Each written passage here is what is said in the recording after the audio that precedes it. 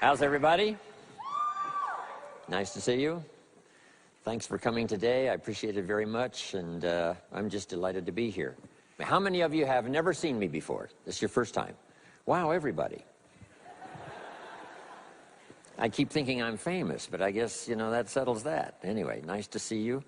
I've got some interesting ideas to share with you. If you're ready, say I'm ready. And if you'll take some good notes, I got some lists for you to make that you can take home with you and ponder at later times. Some of the things I want to share with you. I was raised in southwest Idaho. My parents gave me an incredibly excellent start in my life, which I appreciated very much. But I quit school at age 19, unfortunately. My reasoning was, I'm smart enough to get a job. How much smarter do you need to be? And with that shallow thinking, I quit school, age 19, and got a job, went to work. A little while later, got married, started a little family, and I'm struggling and, you know, trying to do my best. But it seems like each year I'm falling just a little bit further behind. Finally, age 25. The climax of my sort of, you know, weariness with where I was, not doing as well as I thought I should. I hear a knock on my door, and I happen to be home alone. When I opened the door, there was a little Girl Scout about this tall selling Girl Scout cookies. And she gave me the finest sales presentation I've ever heard. Girl Scouts around the world, no better organization. And we've got these cookies, only $2, several flavors. And with a big smile, she very politely asked me to buy. No problem, I wanted to buy. Big problem, I haven't got $2 in my pocket.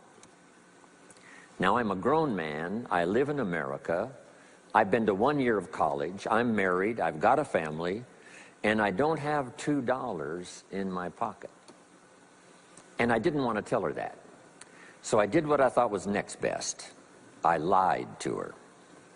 I said, hey, look, I've already bought lots of Girl Scout cookies. I've still got plenty in the house that we haven't eaten yet. And she said, oh, that's wonderful. Thank you very much. And she leaves. When she leaves, I say to myself, I don't want to live like this anymore. I mean, how low can you get lying to a Girl Scout? I mean, that's about as low as you can go. But I promised myself that day I was going to start my search of finding opportunity, finding somebody who could teach me and coach me on doing much better for myself and for my family and for my future. And shortly after that, I met a most extraordinary man, very wealthy, but a friend of mine said, you got to meet this man. He's rich, but he's easy to talk to. He's got a unique philosophy of business and life. And the more he told me about this man, the more I said, I've got to meet this guy. And shortly after that, I had a chance to meet him. Sure enough, when I met him, I was impressed. Obviously, he was rich, but he was friendly and easy to talk to. And I said to myself, if I could just get around someone like him, and if he would coach me, I would be willing to learn anything. I'd love to be like him. Well, my good fortune was he invited me to join his company, and over the next 5 years, my dream came true. He coached me and taught me how to turn my life from pennies to fortune. And he's not alive anymore, but I'd like to pay tribute to him one more time, Mr. Earl Schoaf, for the dramatic impact he had on my life, especially during that 5-year period. And so my whole life turned around. I made my fortune by the time I was 32, starting at age 25. And some of the ideas that I want to share with you today came from that 5-year experience.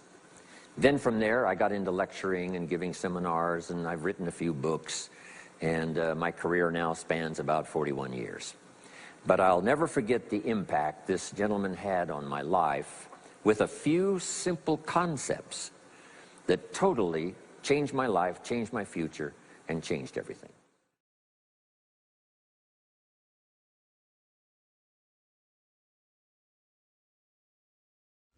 Let me give you the day that turns your life around, as quickly as I can. I got 4 parts to the day that turns your life around, and then we're finished for the day. Number 1, disgust. Disgust. Disgust is a negative emotion, but it can have a very positive, powerful effect. Disgust says, I've had it. What an important day that could be. I've had it. Wow. I met a beautiful, powerful, accomplished executive lady in New York. The company invited me to come in. This lady was a vice president, extraordinary lady. I got to know her, and I found out her story. I said, how did you get here? Big income. And she never went to college, never went to university. I said, how did you get here? Executive, powerful, income. She said, well, let me tell you part of the scenario. She said, when I was a young mother a few years ago,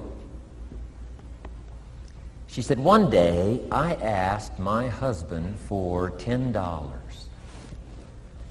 And he said, what for?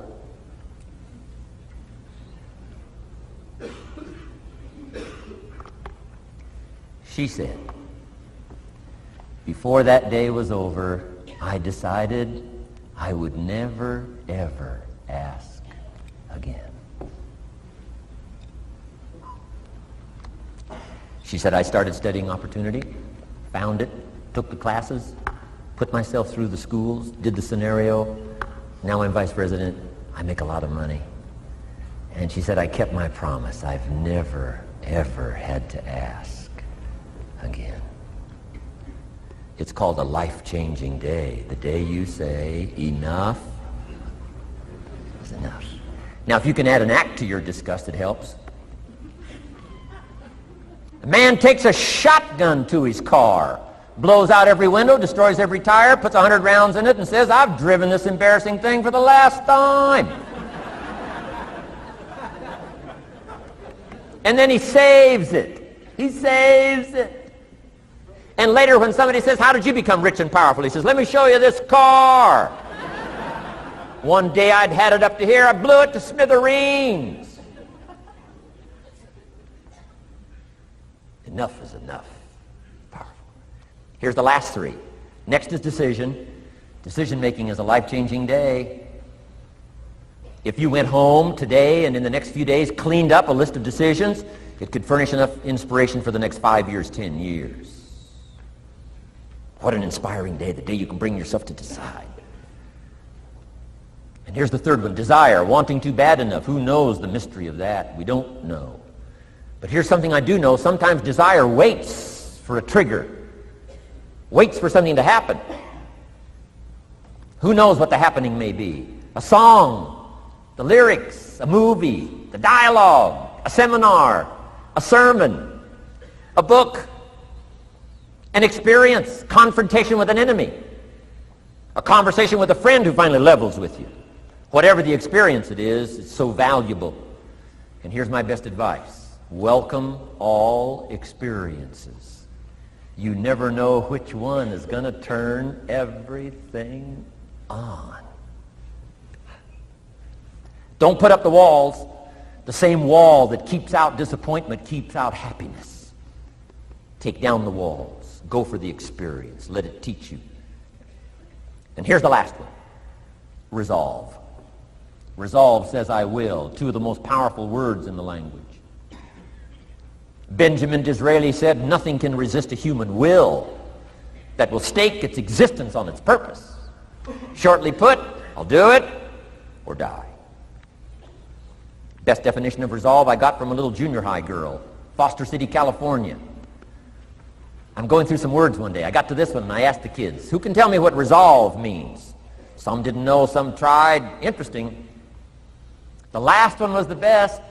Little girl about 3 rows back, she said, I think I know, Mr. Rohn'un. I said, what? She said, I think resolve means promising yourself you will never give up.